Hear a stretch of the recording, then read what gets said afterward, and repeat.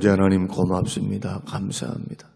오늘 이 아침도 새벽 생명의 말씀을 주시옵고 주님의 은혜 안에 살게 하시옵고 밤낮 부르짖는 택한 백성들의 기도를 들어주시어서 삶이 복되게 하시고 장애물들을 이겨내게 하시고 또 하나님 피할 길을 주시옵고 생업의 복을 주시어서 하나님 평탄하게 주 섬기며 걸어갈 수 있도록 하나님 복을 주시옵소서. 감사드리오며 예수님 이름으로 기도합니다. 아멘. 아멘. 디모데전서 2장 5절에서 7절. 디모데전서 2장 5절에서 7절. 하나님은 한 분이시요 또 하나님과 사람 사이의 중보자도 한 분이시니 곧 사람이신 그리스도 예수라. 그가 모든 사람을 위하여 자기를 대속물로 주셨으니 기약이 이르러 주신 증거니라. 이를 위하여 내가 전파하는 자와 사도로 세움을 입은 것은 참말이요 거짓말이 아니니 믿음과 진리 안에서 내가 이방인의 스승이 되었노라. 아멘. 아멘. 사도 바울은 평생 주께로부터 받은 그 직분을 영광스럽게 생각했습니다. 나 같은 죄인 중에 괴수가 하늘나라의 직분을 받다니, 지옥을 보내도 말할 수 없는, 아무런 항변할 수 없는 죄 많은 인간을 그리스도 예수께서 자기를 이방인의 사도로 삼아주셨다. 택해 주셨다. 부활하신 주님이 만나 주셨다. 그 사건 안에서 자기에게 주신 그 직분을 영광스럽게 생각했기 때문에 순교할 때까지 충성을 아끼지 아니했습니다. 죽도록 충성했습니다. 믿음에서 난 싸움 끝까지 싸웠습니다. 그러면서도 주가 주실 부름의 상을 바라보았습니다. 그는 주님으로부터 사명을 받고 난 후 다메섹 도상에서 예수 그리스도를 만나고 난 후 자기가 지금까지 보았던 성경이 잘못된 것이 아니라 성경의 해석을 잘못했구나.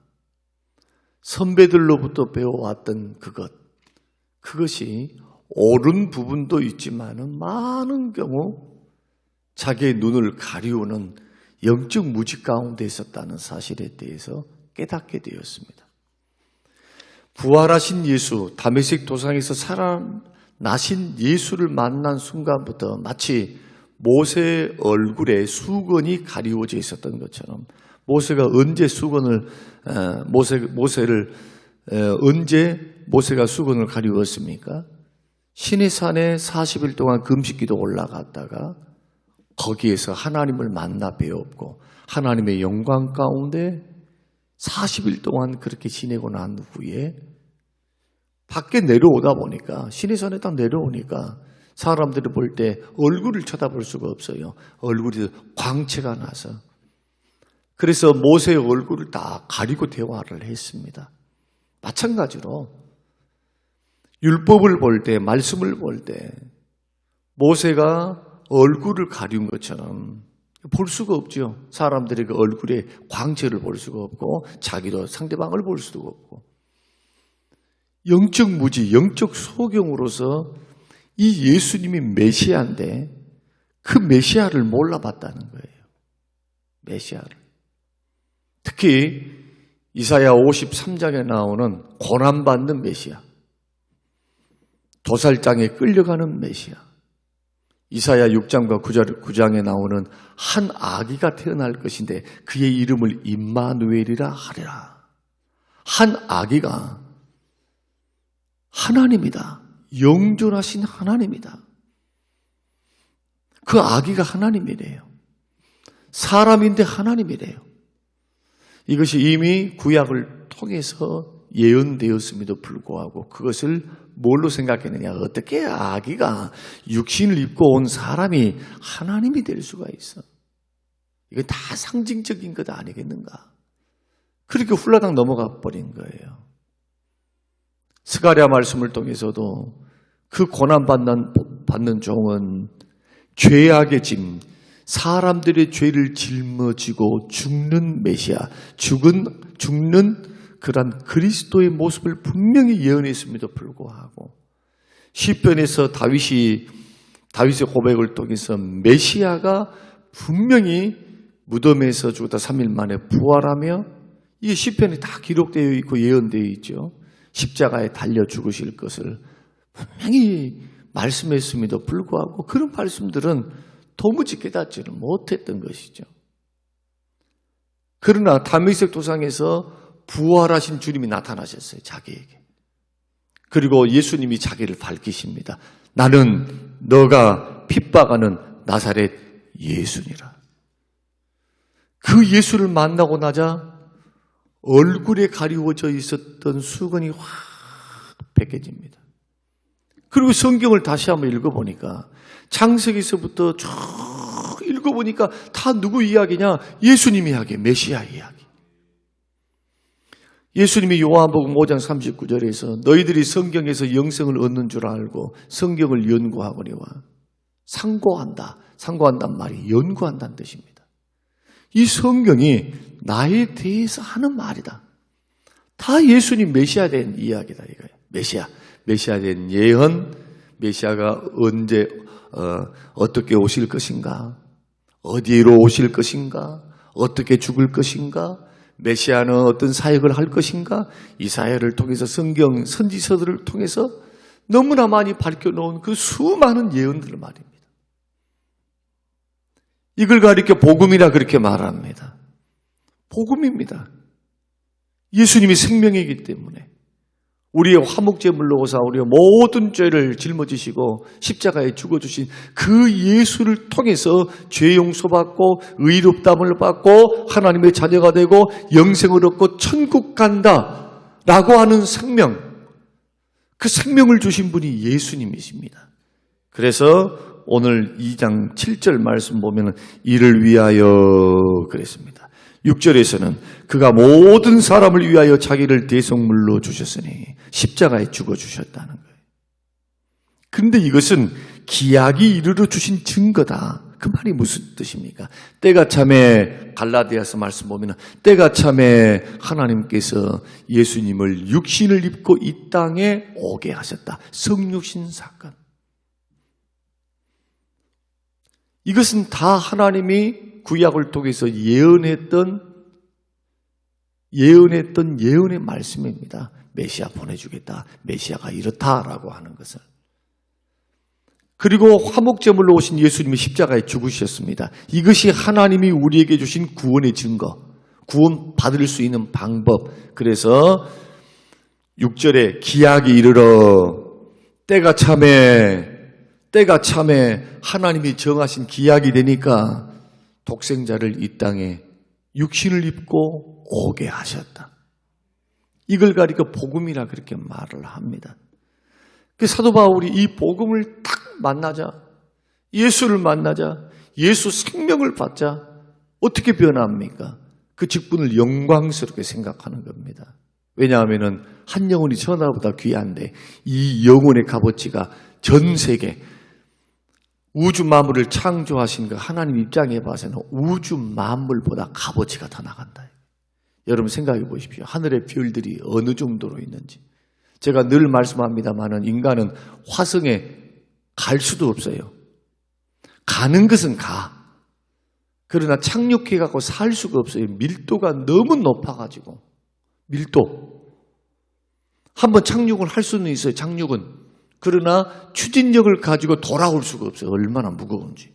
지구하고 달라요. 중력이 없으니까. 너무 강력한 중력으로 끌어당기고 있으니까.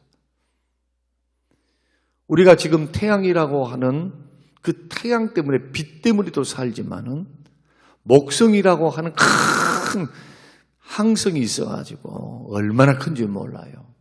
버텨주고 있으니까 지구가 튕겨나가지 않고 도망가지를 않습니다. 여러분, 이 구조를 보십시오. 공전하고 자전하고 이 공간, 우주 공간에 떠 있어요, 지구가. 지금 공간에서 떠 있어. 하늘에 떠 있어. 돌고 있는 거예요, 지금. 하루에 자기 뱅뱅뱅뱅뱅 도는 걸 자전이라 그래, 자기가 스스로. 태양을 한 바퀴 도는데 365일이 걸려요, 공전이라 그래요. 한번 생각 한번 해보세요. 이게 어떻게 우연으로 될 수 있어요? 하나님의 신비한 능력이죠. 인간이 해낼 수 없는 영원한 수수께끼와 같은 이런 우주 공간이 수십억 개가 아니에요. 전 우주에 펼쳐 있어요. 별들이 셀 수 없는 우주의 끝에. 근데 한 영혼의 가치를 주님은 이 우주 만물보다 더 귀하게 여기신다. 하나님의 형상대로 지음을 받았으니. 그런데 그 영혼을 살릴 수 있는 유일한 방법이 뭐냐? 예수 그리스도의 복음입니다.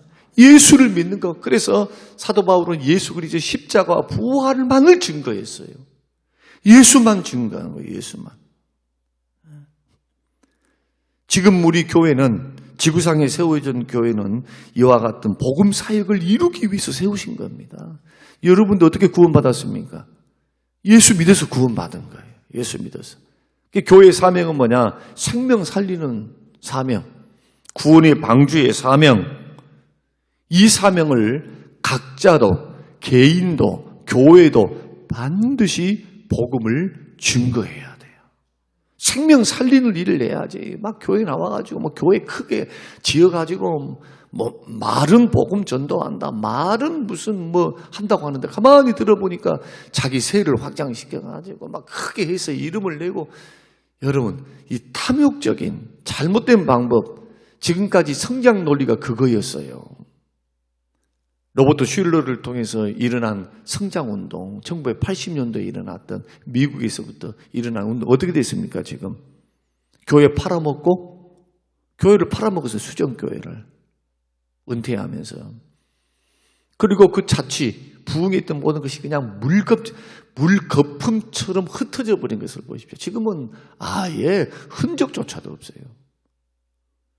그 성장 논리의 함정이 뭡니까? 세상의 가치관을 그대로 교회 안에 가지고 들어온 거예요.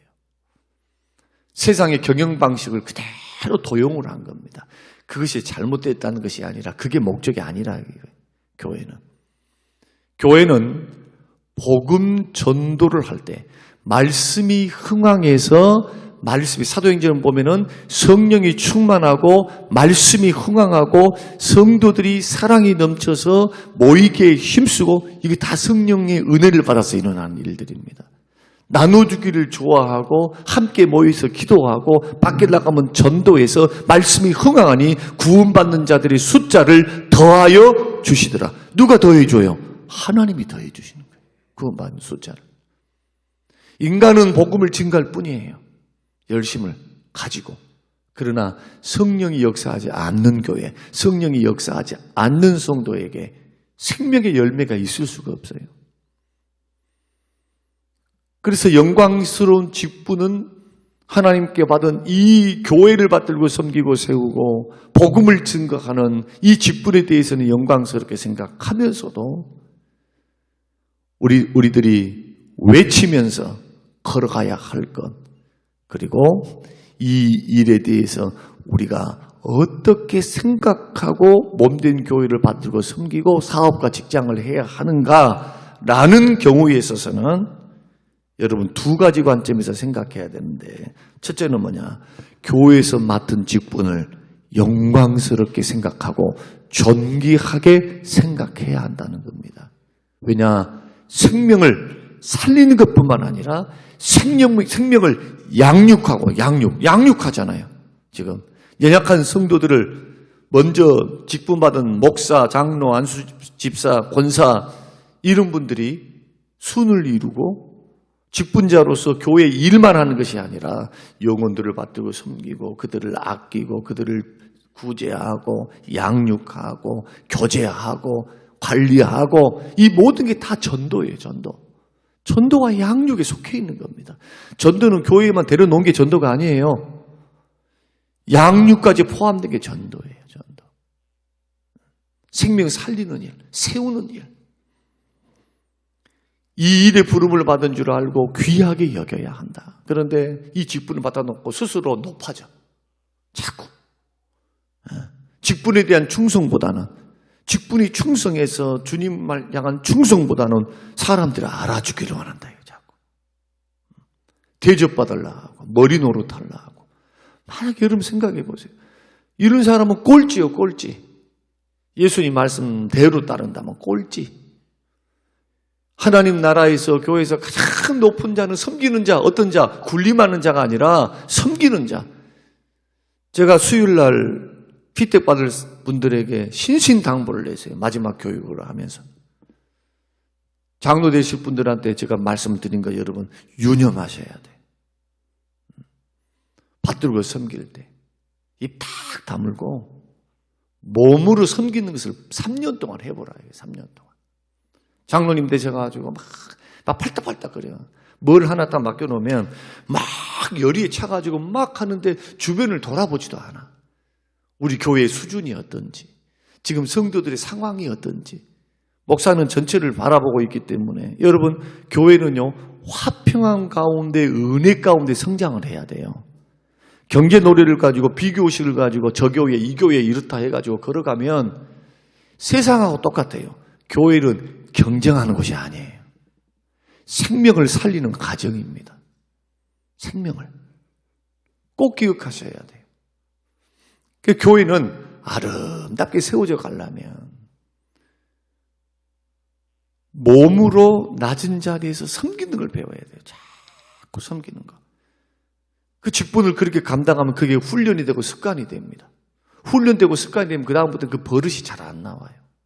그러나 그것은 모르고 열심히 뭘 막 일을 했는데 막 이런 것만 배운 분들은 잘못된 방향으로 걸어가면 자기가 거친 돌이 되어 있는데도 그걸 몰라. 이것은 제가 노예석이니까 너무 잘 알아요. 지금 교회 안에 있는 문제들요, 목사 장로들 문제예요. 절대로 성도들 문제 하나 없어. 하나. 왜 그런고 해서 상대방의 이야기를 딱 들어보면 이걸 못하는 거예요. 이걸 예수님 가르침대로 안 하는 거예요. 이런 사람들이 하나님 앞에 섰어요. 이제 주님이 우리를 상급 심판하기 위해서 우리의 삶을 결산을 딱 하실 거라는 거예요. 지금. 그러면 여러분 보십시오. 그 하나님의 결산, 하나님의 심판, 주님이 인생을 결산할 때 그걸 가볍게 여기지 말라니까요. 절대로. 성경은 한 번도 그게 가볍다고 말씀하신 적이 없어요. 많이 맡은 자에게 많이 달라 할 것이요. 하나님이, 주님이 다 계산해요. 어떻게 섬겼는지. 약물에 본이 되고 주장한 자세를 취하지 않고 본이 되어서 자기가 본을 보이면서 따라오게 하는 이러한 예수 닮은 겸손한 종들에 대해서는 목자장이 나타날 때에 영광의 면류관을 주리라. 그러나 주의 뜻과는 상관없이 자기 이름을 내고 막 했던 사람은 자기 상 다 받아버렸어. 자기 상. 너 상은 네가 다 받았어. 이렇게 주님이 평가해버리면 저와 여러분 어떻게 되겠어요? 그 앞에서 겨우 받는 부끄러운 구름이다. 그 부끄러운 구원이라면. 마태복음 7장의 말씀은 참 무서운 말씀이에요. 주여 주여 내가 주의 이름으로 예언도 했고 주의 이름으로 이것도 했고 저것도 했는데 나를 모르시나이까. 왜 불법입니까? 주의 뜻대로 안 하니까 불법이에요. 예수 그리스도 이름을 걸어놓고 막 하는데 돈에 욕심을 내고 뭐 감상을 바쳐야 돼, 뭘 해야 돼, 이걸 해야 돼 하면서 하나님 하는 것처럼 하면 뒤로는 다 자기가 돈을 챙긴다. 영광은 다 받아버리고. 그 사도 바울은 평생 자기를 쳐서 복종시키면서 자기 인생을 통해서 그리스도만 존귀되도록. 그 고백이 그거잖아요. 나는 살든지 죽든지 그리스도만 나타내고 그리스도만 존귀되기를 힘쓰노라. 내가 무슨 일을 하든 어떤 일을 하든지 주님을 기쁘시게 하는 자가 되기를 힘쓴다. 데살로니가 전서 3장의 말씀에서. 왜 그러느냐? 나의 달려갈 길이 헛수고되지 않기 위해서입니다. 수요일 날도 그렇게 말씀드렸습니다. 오늘 이 영상을 다 보실 줄 아니까 다시 한번 상기시켜 드리는데, 장로 됐다, 목사가 됐다, 권사가 됐다, 그게 중요한 게 아니다니까요. 주님이 불러주신 것은 은혜예요, 은혜. 그게 은혜니까 영광스럽게 받아야 돼. 영광스럽게 받아야 돼요, 분명히. 주님이 부르셨다면 약한 사람에게는 능력도 주시고 은혜도 주시고 사람을 붙여서 그 일들을 감당할 수 있도록 하나님 도우시니까 걱정할 필요 없어요. 자기가 스스로 나는 돈도 없고요, 뭣도 없고요, 이것도 없다. 지레 겁먹을 필요가 없어요. 하나님께서 능력의 지팡이, 모세에게 능력의 지팡이를 들려주신 것처럼 일하는 자들에게 그런 은혜를 시간이 가면 갈수록 부어주셔요, 부어주셔. 그러니 아멘 하고 순종할 따름이에요. 뽑혔다 해가지고 막 교만할 필요도 없어요. 자랑칠 필요도 하나도 없어요. 섬기는 결과 나를 충성되이 여기셔서 하나님께서 교회에서 이렇게 인정받게 하셨으니 모든 영광 주님 앞에 돌려드려야 합니다. 근데 중요한 것은 마지막까지 승리하셔야 돼요. 과정에서도 승리하시고 마지막까지. 사도 바울은 그래서 영광스러운 직분을 오늘 자랑을 하는데, 디모데전서는 순교하기 직전이에요. 2년 전에 쓰였던 말씀이니까 그 나이 60이 넘어서 여러분 보십시오. 1장에서는 내가 죄인 중에 괴수다 하면서 자기 자신의 현 주소를 생각합니다. 나는 죄인 중에 괴수야. 고린도전서 10장에서는 내가 다른 사도들보다 더 많은 일을 했지만 내가 한 것이 아니요 내 안에 있는 하나님의 은혜가 은혜로 된 거다. 은혜로 된 거다. 이렇게 섬기면서 끝까지 순교의 길을 걸어갔죠. 그래서 직분을 영광스럽게 생각해야 되고 다른 사람의 볼이 되어서 하나님의 영광을 나타내는 일에 여러분 쓰임 받으시길 바랍니다. 나를 통해서, 섬김을 통해서 주님이 영광을 받으셔야 되죠. 그리고 한 사람의 영혼이라도 내가 직분자를 딱 섰는데 실족시키는 일 하지 마세요. 내가 목사가 돼가지고 영혼을 실족시키면 안 된다 이거예요. 큰일 나는 거예요, 이것은. 직분자로 살면서 믿음이 연약한 형제들을 실족시키면 안 된다는 거예요. 오히려 영혼을 구원하고 세워주고 연약한 무릎을 세워주며 연약한 믿음을 담당해줘야죠. 담당. 이런 구령에 대한 뜨거운 마음, 영혼을 사랑하는 마음, 이게 영광스러운 직분에서 그 직분을 감당하는 우리의 자세가 되어져야 될 줄로 믿습니다. 이렇게 걸어갈 수 있는가 물어보라는 거예요. 이러한 정도를 잘 걸어가서 내가 좀 피곤하고 내가 좀 이름이 알려지지 않고 내가 조금 못 살고 내가 조금 괴롭고 뭐 화려하지는 않고 남들에게 막 내놓을 만한 어떤 목회, 내놓을 만한 어떤 교회를 이루지 못했다고 해서 막 건물 모양, 숫자 이런 것에 속아서는 안 돼요. 최근에도 겨자식교회 목사님이 그런 설교를 직접 하신 걸 들었습니다. 사랑하는 성도 여러분, 교회 건물과 숫자에 속지 마십시오. 이것을 개척교회 목사들이 그렇게 말하면 하나도 안 들려. 이찬수 목사님도 그렇게 말을 하고 은퇴를 앞두고 있는 그 목사님도 그렇게 말씀을 하시면서 하나님의 영광을 위해서 헌신하십시오.